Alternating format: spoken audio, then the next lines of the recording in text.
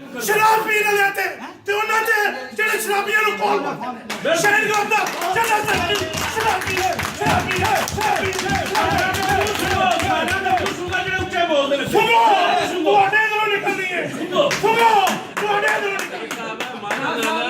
friend को कोई दसिया नहीं है अभी ਤੁਸੀਂ ਇਸ ਗੱਲ ਦਾ ਜਵਾਬ ਦਿਓ ਜਿਹੜਾ ਬੰਦਾ ਪਿਛਲੇ ਸਾਲ ਤੁਸੀਂ ਰਿਕਮੈਂਡ ਕੀਤਾ ਸੀ ਮੇਰੀ ਗੱਲ ਸੁਣੋ ਤੁਸੀਂ ਜਵਾਬ ਦਿਓ ਜਿਹੜਾ ਤੁਹਾਡੇ ਆਪਣਾ ਸੈਕਟਰੀ ਬਦਲ ਲਓ ਆਪਣਾ ਸੈਕਟਰੀ ਬਦਲੋ ਤੁਸੀਂ ਸੇਠ ਸਾਹਿਬ ਜਵਾਬ ਦਿਓ ਜਿਹੜਾ ਪਿਛਲੇ ਸਾਲ ਤੁਸੀਂ ਬੰਦਾ ਰਿਕਮੈਂਡ ਕਰਕੇ ਨਾਰਵੇ ਖੜਿਆ ਉਹ ਤੁਸੀਂ ਨਸਾਇਆ ਕਿ ਕਿਹਨੇ ਨਸਾਇਆ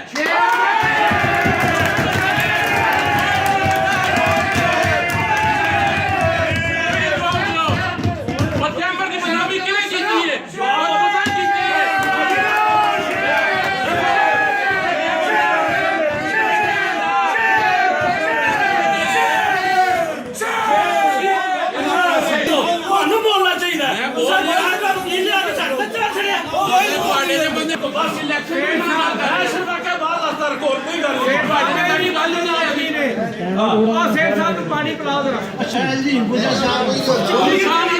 वफादार बंदे हो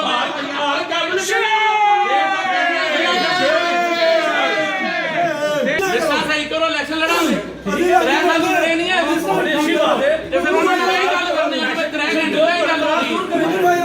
कई गल इलेक्शन लड़ो सिलेक्शन ना करो